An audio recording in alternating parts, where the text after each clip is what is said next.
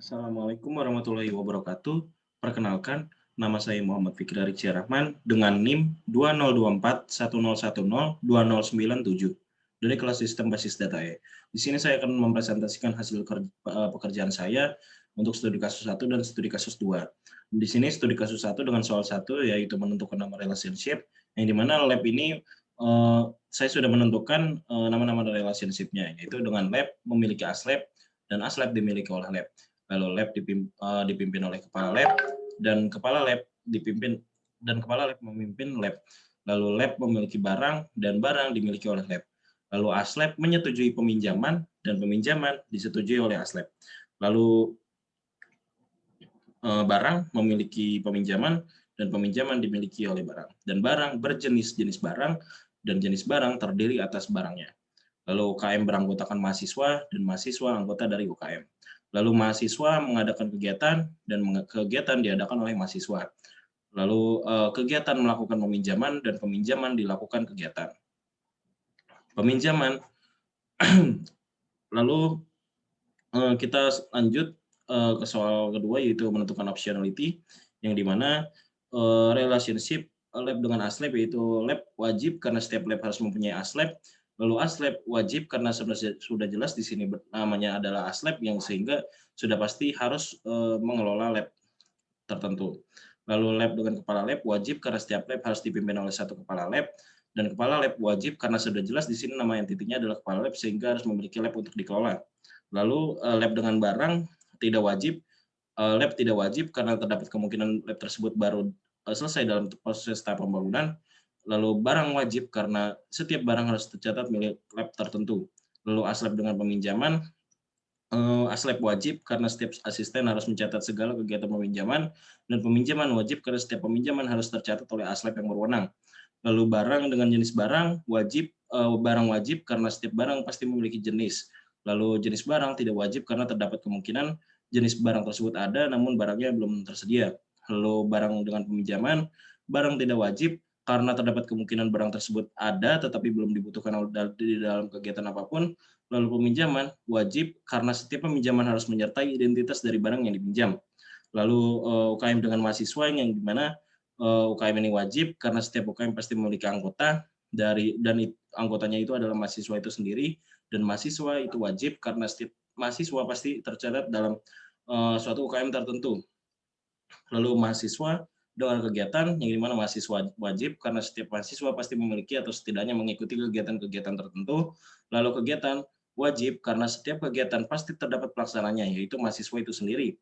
Lalu kegiatan dengan peminjaman yaitu wajib karena setiap kegiatan pasti setidaknya terdapat beberapa kegiatan peminjaman. Lalu peminjaman wajib karena setiap peminjaman harus mencatat peminjaman itu ditujukan untuk kegiatan apa. Seperti itu. Lalu untuk soal 3 yaitu menentukan kardinalitas. Itu lab dengan aslab yang dimana one to many, one di sisi lab, many di sisi aslab. Lalu lab dengan kalab yang dimana one to many juga, one di sisi kepala lab dan many di sisi lab. Lalu lab dengan barang, one to many, one di sisi lab, many di sisi barang. Aslab dengan peminjaman, one to many, one di sisi aslab, many di sisi peminjaman. Lalu barang dengan jenis barang, one to many, one di sisi jenis barang, many di sisi barang. Barang dengan peminjaman, many to many. UKM dengan mahasiswa, many to many. Mahasiswa dengan kegiatan one to many, one di sisi kegiatan, many di sisi mahasiswa. Dan kegiatan dengan peminjaman one to many, one di sisi kegiatan, many di sisi peminjaman. Lalu untuk soal 4 yaitu entity relationship diagram. Kita disuruh untuk membuat ERD-nya. Di sini saya sudah mencoba untuk membuatnya, di mana akan dengan ketentuan-ketentuan yang telah saya lampirkan di laporan tersebut, sehingga jadilah seperti ini. Seperti itu. Dengan aturan-aturan seperti nama-nama relationship-nya dan hubungan-hubungan antar satu entity dengan entity yang lain. Nah, di sini terdapat permasalahan yang di mana many to many itu harus dipecah. Dari sini sudah saya pecah menjadi detail barang dan keanggotaan, yang di mana peminjaman dengan barang kan many to many. Jadi sehingga saya harus membuat satu entity baru yang di mana detail barang di sini mencantumkan UID peminjaman dan UID barang. Lalu di sini ada keanggotaan yang dimana many to many juga di sini mahasiswa dengan UKM, sehingga saya harus memecahnya menjadi one to many, dan membuat entity baru. Lalu di sini saya mencantumkan UID mahasiswanya, UID UKM-nya, dan jabatannya. Dan saya membuat surrogate key dari masing-masing entity, seperti itu. Lalu jika kita engineer to relational model, maka jadinya akan seperti ini. Di sini saya sudah menentukan tipe data dari masing-masing atribut, seperti misalnya ini NIM, saya menggunakan varchar dengan size 15, lalu saya menggunakan char untuk nama, dan UID itu saya menggunakan integer, dan untuk deskripsi saya menggunakan varchar dengan size sebesar 150 char, seperti itu. Lalu untuk tanggal saya menggunakan tipe data date. Maka dengan aturan-aturan yang telah saya sebutkan tadi akan jadi seperti ini hasil finalnya. Lalu kita berlanjut ke soal kedua, yang dimana soal kelima, yang dimana membaca relationship menggunakan AirDish. Lalu untuk nomor 1 yaitu relationship lab dengan ASLab, yang dimana setiap lab bisa memiliki satu atau beberapa ASLab, dan setiap ASLab hanya bisa mengelola satu lab. Lalu lab dengan kepala lab, setiap lab harus dipimpin setepat satu kepala lab, dan setiap kepala lab bisa memimpin satu atau beberapa lab. Lalu lab dengan barang, yang dimana setiap lab bisa memiliki beberapa barang, dan setiap barang pasti menjadi milik tepat satu lab.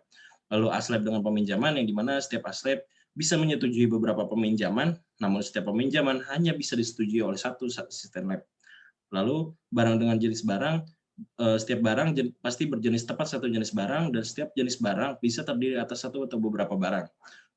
Lalu relationship barang dengan peminjaman, yang dimana setiap barang pasti bisa tercatat dalam beberapa peminjaman, dan setiap peminjaman bisa mencatat beberapa barang. Lalu UKM dengan mahasiswa, yang dimana setiap UKM bisa beranggotakan beberapa mahasiswa, dan setiap mahasiswa bisa terdaftar sebagai anggota dari beberapa UKM. Lalu mahasiswa dengan kegiatan, setiap mahasiswa hanya bisa mengadakan satu kegiatan dalam satu waktu, sedangkan setiap kegiatan pasti diadakan dan diikuti oleh beberapa mahasiswa, seperti itu. Lalu untuk kegiatan peminjaman, setiap kegiatan pasti bisa melakukan beberapa peminjaman. Lalu setiap peminjaman pasti hanya berlaku untuk satu kegiatan dalam satu waktu, seperti itu. Untuk studi kasus 1 seperti itu. Lalu kita beranjak ke studi kasus 2, yang dimana di sini membicarakan tentang permasalahan bengkel. Yang dimana untuk soal 1 seperti tadi kita menentukan nama relationship-nya terlebih dahulu. Di sini saya sudah menentukannya dengan transaksi mencatat part dicatat oleh transaksi ditangani oleh mekanik, mekanik menangani transaksi mencatat kendaraan, kendaraan dicatat di transaksi mencantumkan bengkel dicantumkan di transaksi mencatat servis dicatat di transaksi dilakukan oleh kasir, dan kasir melakukan transaksi, dan mekanik dimiliki oleh bengkel, dan bengkel pasti memiliki mekanik. Seperti itu. Lalu kita beranjak ke soal kedua, yang dimana menentukan optionality lagi dengan relationship transaksi part, yang dimana transaksi ini wajib karena setiap part transaksi pasti harus terdapat parts yang dibeli, sehingga harus dicatat di dalam transaksi. Lalu optionality parts itu tidak wajib karena setiap parts tidak harus dicatat di dalam transaksi. Contohnya terdapat parts yang sama sekali belum dibutuhkan oleh konsumen, sehingga part tersebut belum dibutuhkan oleh konsumen, sehingga belum tercatat di dalam transaksi manapun. Lalu transaksi dengan mekanik, yang dimana transaksi wajib karena setiap transaksi pasti harus terdapat data mekanik yang menangani kendaraan tersebut. Dengan mekanik tidak wajib karena terdapat kemungkinan mekanik itu baru bekerja dan belum menangani transaksi satupun.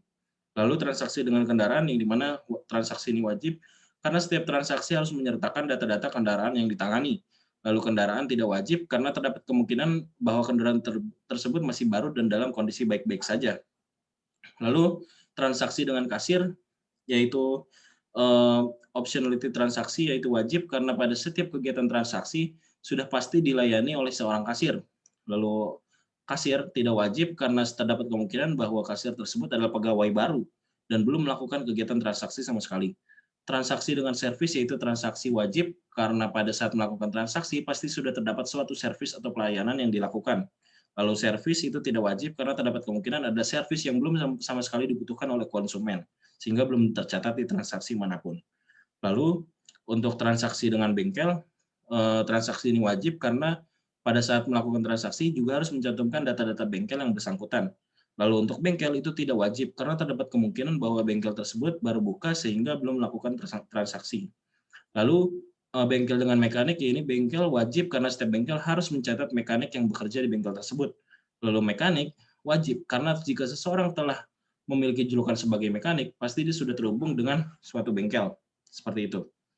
Lalu untuk soal 3 yaitu menentukan kardinalitas dengan dari relationship transaksi dan part, yaitu kardinalitasnya many to many, lalu transaksi dengan mekanik one to many, one di sisi mekanik, many di sisi transaksi, lalu transaksi dengan kendaraan one to many, one di sisi kendaraan, many di sisi transaksi, transaksi dengan kasir one to many, one di sisi kasir, many di sisi transaksi, lalu transaksi dengan service many to many, transaksi dengan bengkel one to many, yaitu one di sisi bengkel, many di sisi transaksi, dan bengkel dengan mekanik, kardinalitasnya yaitu one to many dengan one di sisi bengkel dan many di sisi mekanik. Seperti itu. Lalu soal 4 kita harus membuat ERD-nya lagi. Di sini saya sudah membuat ERD-nya seperti ini.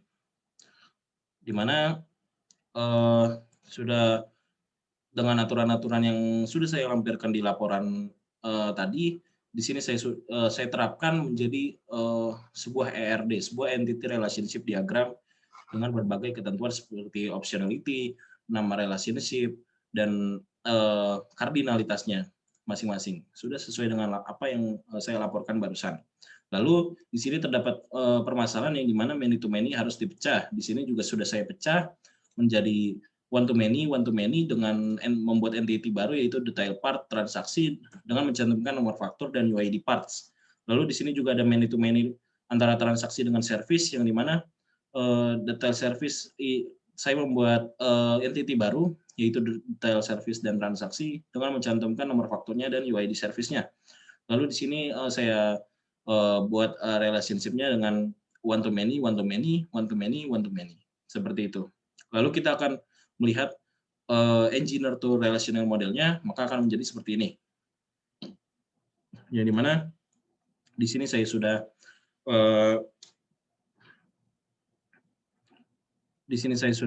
membuat engineer relational modelnya dengan mencantumkan tipe data dari masing-masing atribut, yang dimana seperti ketentuan tadi untuk tanggal saya menggunakan date, untuk UID saya menggunakan integer, untuk sisanya saya menggunakan varchar dan char.